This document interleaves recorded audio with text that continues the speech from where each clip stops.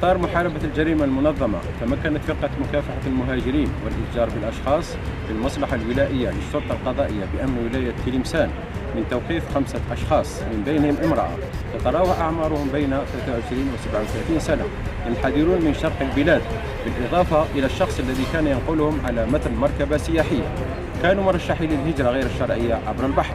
التحريات التي باشرتها ذات الفرقة بالتنسيق مع النيابة المختصة إقليميا أفضت إلى حجز قارب نزهة مزود بمحرك بقوة 140 حصان، 4 صدريات، علبتين إسعاف، قارورة إطفاء متوسطة الحجم. كما تم حجز من الموقوفين مبالغ مالية من العملة الصعبة.